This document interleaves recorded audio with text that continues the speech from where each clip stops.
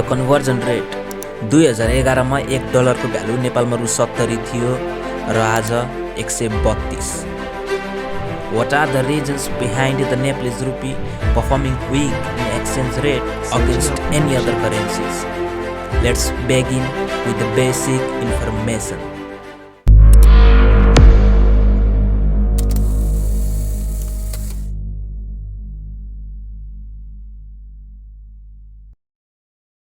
दुई करेन्सी बीच जुन कन्भर्जन रेट हुन्छ त्यसलाई एक्सचेन्ज रेट भनिन्छ। एक्सचेन्ज रेट तीन प्रकारको हुन्छ: fixed exchange rate, floating exchange rate र managed exchange rate. Fixed exchange rate demand र सप्लाईबाट नभएर सरकारबाट डिटरमाइन हुन्छ र सरकारले नै डिसाइड गर्छ कि करेन्सीको एक्सचेन्ज रेट कति हुन्छ भनेर।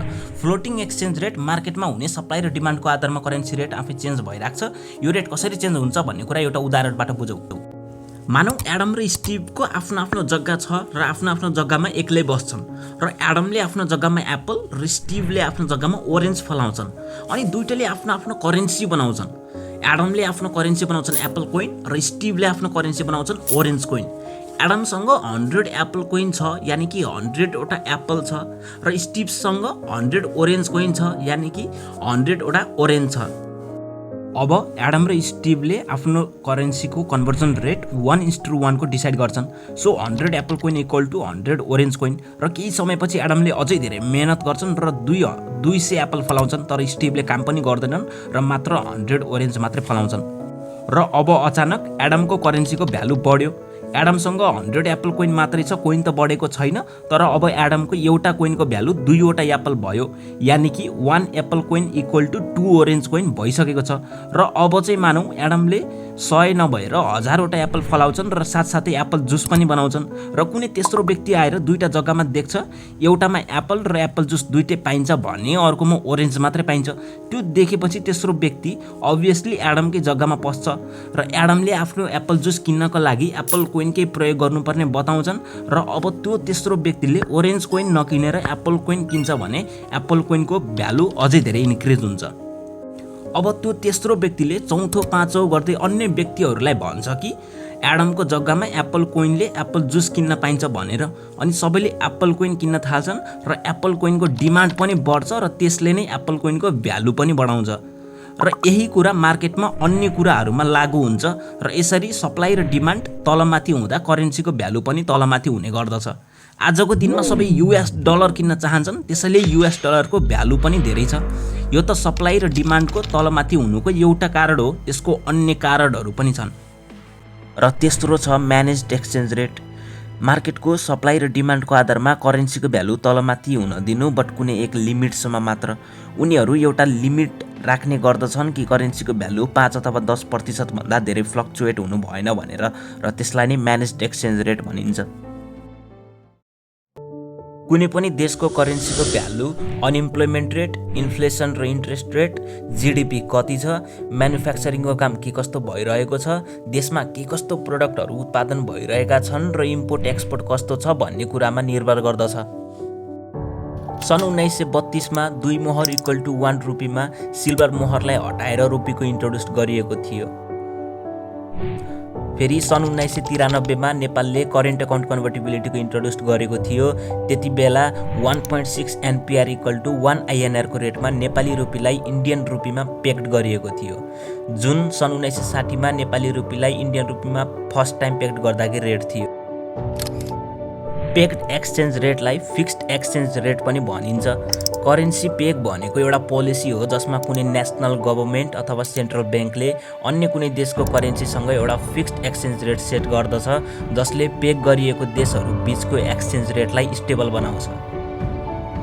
त्यसकारण हामी भन्न सक्छौँ कि नेपाली करेन्सी इन्डियन करेन्सीमा डिपेन्ड छ भनेर। जब इन्डियन करेन्सीको भ्यालु बढ्छ तब नेप्लिज करेन्सीको भ्यालु पनि बढ्छ, र जब इन्डियन करेन्सीको भ्यालु घट्छ तब नेप्लिज करेन्सीको भ्यालु पनि घट्छ।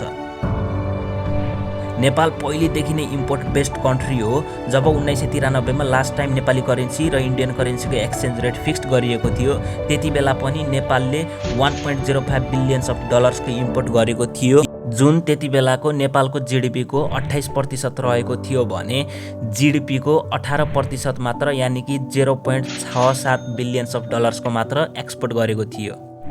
आजको दिनमा हेर्ने हो भने पनि 2021 को डेटा अनुसार नेपालले 14 बिलियन्स अफ डलर्सको इम्पोर्ट गरेको थियो भने 1.89 बिलियन्स अफ डलर्सको मात्र एक्सपोर्ट गरेको थियो। नेपालले मेनली ओइल, गोल्ड, आइरन र steel, clothes, pharmaceutical products, cement, electronic appliances, food र भेहिकल्स इम्पोर्ट गर्दै आएको छ र यही प्रोडक्ट्सहरूले नै नेपालको टोटल इम्पोर्टको 58% हिस्सा ओगटेको छ। नेपालको टोटल इम्पोर्टको 60% प्रोडक्ट्स र सर्भिस त इन्डियाले मात्रै कभर गर्दै आइरहेको छ। नेपालको सबैभन्दा ठुलो ट्रेड पार्टनर इन्डिया भएकोले एक्सचेन्ज रेट फिक्स्ड हुनुमा केही फाइदा र सहज त हुने नै भयो। नेपालका केही इकोनोमिस्टहरू बताउँछन् कि यदि नेपाल र इन्डिया बीच कन्स्ट्यान्ट एक्सचेन्ज रेट नभएको भए नेपालले इकोनोमिक स्टेबिलिटी पनि देख्न पाउँदैन थियो र नेपालले आफ्नो करेन्सीलाई डिभ्यालुएसन गर्नुपर्ने सिचुएसन सिर्जना हुन्थ्यो। मानिसहरू करेन्सीको डिभ्यालुएसन र डेप्रिसिएसनलाई एउटै अर्थ लगाए तापनि यो बीच धेरै भिन्नता छ, तर कन्क्लुजन भने सेम नै रहेको छ, जुन हामी अगाडि कुरा गर्नेछौँ।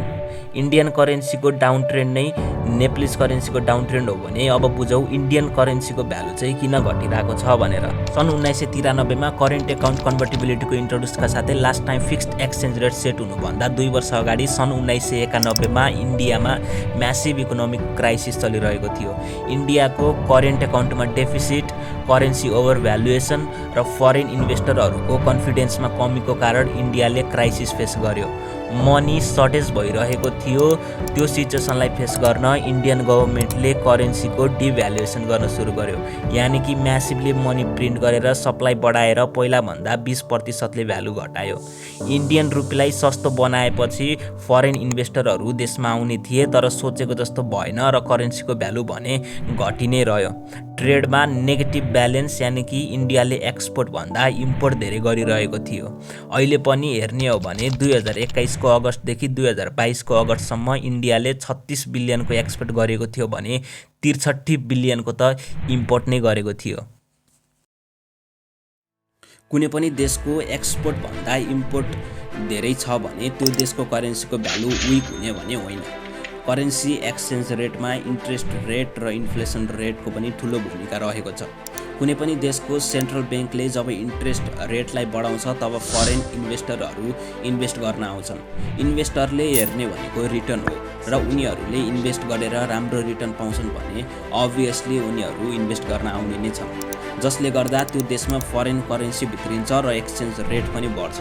कुनै पनि देशको बढ्दो इन्फ्लेसनले गर्दा महँगीका कारण त्यो करेन्सीको पर्चेसिङ पावर अर्थात् बाइङ पावरलाई घटाउँछ।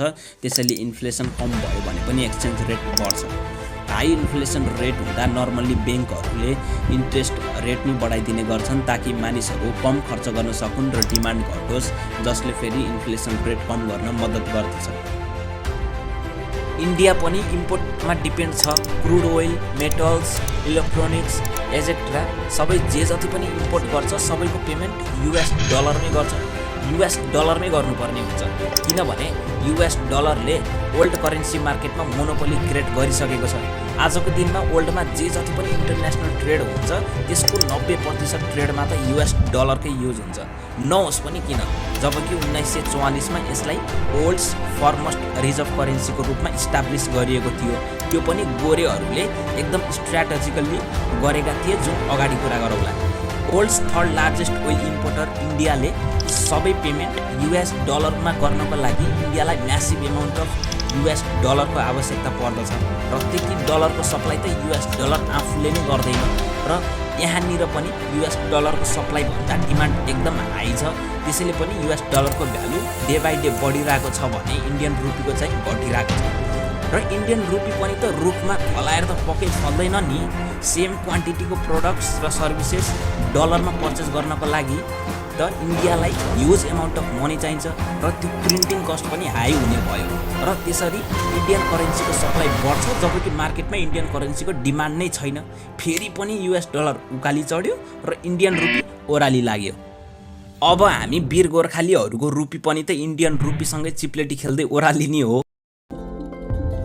वर्ल्ड वार 2 हुँदै गर्दा पाउन्डको भ्यालु र वर्ल्ड प्लेयर्सको गोल्ड रिजर्भ कम भइरहेको थियो, किनभने त्यति बेला पुरै वर्ल्डमै आर्म्सको डिमान्ड बढिराखेको थियो, जुन सबै फुलफिल गरिराखेको थियो USA, र पेमेन्ट्स चाहिँ कि त गोल्ड र कि त पाउन्ड्समै आउँथ्यो। एकतर्फ पुरै दुनियाँको गोजी रित्तिँदै थियो भने अर्कोतर्फ युएसए मालामाल भइरहेको थियो। त्यसपछि धेरै देशहरूको पैसा रित्तिन थाल्यो र वेल्दिएस्ट कन्ट्री युएसएले लोन दिन थाल्यो इन टर्म्स अफ डलर्स। अनि यो सबै कारणहरूले गर्दा युएस डलरको ग्लोबल डोमिनेन्स बढिराखेको थियो र फाइनल्ली 1944 मा भएको ब्रेटन वुड्स एग्रिमेन्टले डलर्सको बढ्दो इम्पोर्टेन्समा फाइनल स्ट्याम्प्स लगाइदियो। त्यो पनि सबै कन्ट्रीलाई यो मेसेज दिएर कि अब ओल्ड करेन्सिज र ट्रेड गोल्डबाट नभएर डलर्सबाट लिङ्क गरिनेछ भनेर। र त्यति बेलादेखि डलर्स एउटा स्ट्यान्डर्ड करेन्सी बन्यो जुन पहिला पाउन्ड्स हुने गर्दथ्यो। अनि अर्को सोच्नुपर्ने कुरा यो पनि हो कि कसरी आज डलर्सलाई त्यति ट्रस्ट गरिन्छ कि म्याक्सिमम कन्ट्रिज र त्यहाँको मानिसहरू डलर्समै ट्रेड गर्न रुचाउँछन् as compare to any other currencies. अनि यहीँनिर SWIFT comes into the picture. स्विफ्टले डलर्सको डोमिनेन्टलाई एउटा पर्मानेन्ट रूप दिएको छ, किनभने आजको समयमा कुनै पनि देशलाई ट्रेड गर्नु पर्यो भने त्यो देशलाई डलर फरेक्स रिजर्भ्सको आवश्यकता पर्दछ। यो त कमन मार्केट रुल हो कि जसको डिमान्ड आए त्यसको रेट नि आए र अल्टिमेटली त्यो देशको जियो पोलिटिकल इन्फ्लुएन्स पनि आए। इन्डियन करेन्सी जसको डिमान्ड छैन फेरि पनि इम्पोर्टमा डिपेन्ड छ, एभ्री टाइम मनी आउटफ्लो भइरहेको छ र यही कारणहरूले गर्दा नै इन्डियन रुपीको भ्यालु घटिरहेको छ र नेपालीज रुपी पनि इन्डियन रुपीसँगै पेक्ड अर्थात् फिक्स्ड गरिएको हुनाले नेपालीज रुपी पनि विक भइरहेको छ। यो फिक्स्ड नगरिने हो भने नेपालको स्थिति झनै तहस महस हुन्छ, तर जब नेपाल सेल्फ डिपेन्डेन्ट कन्ट्री बन्न पुग्छ त्यसपछि भने फिक्स्ड नगर्दा नि फरक पर्दैन। नेपालीज रुपीलाई इन्डियन रुपीमा फिक्स्ड गर्नु ठिक होला या नहोला, तपाईहरूको यसमा के ओपिनियन छ भिडियो तल कमेन्ट गर्न सक्नुहुन्छ, म पक्कै पढ्ने नै छु।